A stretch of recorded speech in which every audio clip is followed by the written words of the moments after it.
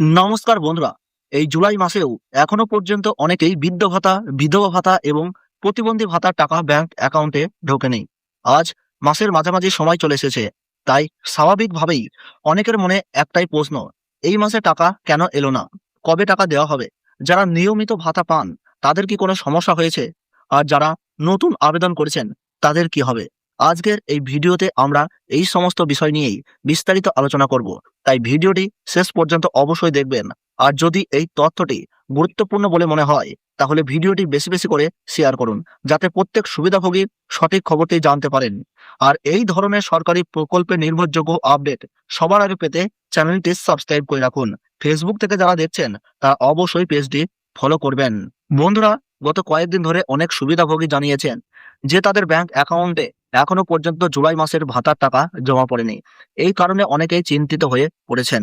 তবে বর্তমানে যে তথ্য সামনে এসেছে তাতে জানা যাচ্ছে যে সামাজিক সুরক্ষা প্রকল্পগুলির ক্ষেত্রে রাজ্য সরকার বড় ধরনের যাচাই বা ভেরিফিকেশন প্রক্রিয়া শুরু করেছে। রাজ্য সরকার কিন্তু এই বৃদ্ধ ভাতা, বিধবা ভাতা, প্রতিবন্ধী ভাতাদের জন্য কিন্তু বিশেষ ভেরিফিকেশন চালু করেছে। সরকারের দাবি, বিভিন্ন সামাজিক প্রকল্পে দীর্ঘদিন ধরে কিছু অযোগ্য এবং ভুয়া উপভোক্তা সুবিধা নিয়ে আসছিলেন। কোথাও ভুল তথ্য দিয়ে আবেদন করা হচ্ছে, কোথাও আবার কেওয়াইসি সম্পূর্ণ নয়, আবার অনেকের ক্ষেত্রে আধার ও ব্যাংক অ্যাকাউন্টের তথ্য ঠিকভাবে যুক্ত নেই। এই সমস্ত বিষয় যাচাই করার জন্যই বর্তমানে জেলা ও ব্লক স্তরে ভেরিফিকেশনের কাজ চলছে। আপনারা দেখতেই পাচ্ছেন জেলা বা ব্লক স্তরে কিন্তু এইসব ভেরিফিকেশনের কাজ চলছে। সরকারের তরফে জানানো হয়েছে এই যাচাইয়ের মূল উদ্দেশ্য হলো যাতে প্রকৃত ও যোগ্য মানুষই সরকারি ভাতার সুবিধা পান। যারা নিয়ম মেনে আবেদন করছেন এবং যাদের সমস্ত নথি সঠিক রয়েছে তাদের আতঙ্কিত হওয়ার কোনো কারণ নেই। তবে যাচাইয়ের কাজ শেষ হওয়া না পর্যন্ত কিছু ক্ষেত্রে টাকা পাঠাতে দেরি হতে পারে। তো দর্শক, সরকারের যাচাই প্রক্রিয়া যতক্ষণ শেষ না হবে তার জন্য কিন্তু দেরি হতে পারে টাকা পৌঁছাতে ব্যাংক অ্যাকাউন্টে। বর্তমানে যে আপডেট পাওয়া যাচ্ছে তাতে জানা যাচ্ছে এই ভেরিফিকেশনের কাজ শেষ করতে প্রশাসনের আরো কিছুটা সময় লাগতে পারে। সেই কারণে অনেক জেলায় এখনো পর্যন্ত জুলাই মাসে টাকা ছাড়া হয়নি। এবার আসি অনলাইন স্ট্যাটাসের বিষয়ে। অনেক সুবিধাভোগী নিজেদের স্ট্যাটাস চেক করে দেখছেন যে এখনো নতুন কোনো পেমেন্ট আপডেট দেখা যাচ্ছে না। বিশেষ করে যারা নিয়মিত ভাতা পান তাদের অনেকের ক্ষেত্রেই জুলাই মাসের পেমেন্ট প্রসেস এখনো শুরু হয়নি বলে দেখা যাচ্ছে। তবে মনে রাখবেন, স্ট্যাটাসে পেমেন্ট আপডেট না থাকলেই যে আপনার ভাতা বন্ধ হয়ে গেছে এমন নয়।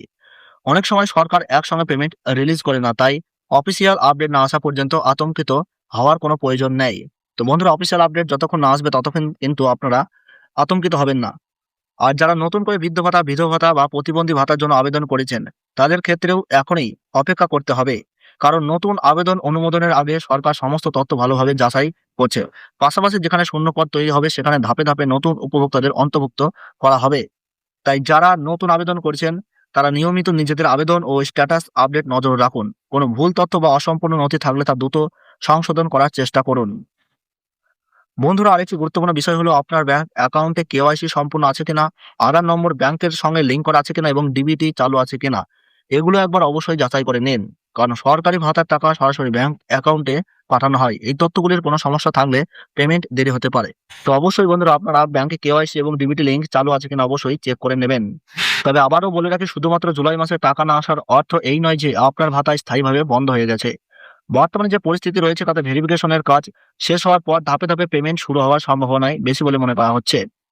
সরকারি দপ্তর থেকে নতুন কোনো নির্দেশিকা, নতুন পেমেন্ট তালিকা বা টাকা ছাড়ার অফিসিয়াল আপডেট প্রকাশিত হলেই আমরা আপনাদের সবার আগে জানিয়ে দেব। তাই কোনো গুজব বা সোশ্যাল মিডিয়ার ভুয়া খবর বিশ্বাস করবেন না। শুধুমাত্র সরকারি তথ্য এবং অফিসিয়াল আপডেটের উপরেই ভরসা রাখুন। ভিডিওটি যদি আপনাদের কাজে লাগে তাহলে অবশ্যই একটি লাইক করবেন, বেশি বেশি করে শেয়ার করবেন এবং এখন যদি চ্যানেলটি সাবস্ক্রাইব না করে থাকেন তাহলে এখনই সাবস্ক্রাইব করে বেল আইকনটি অন করে রাখুন।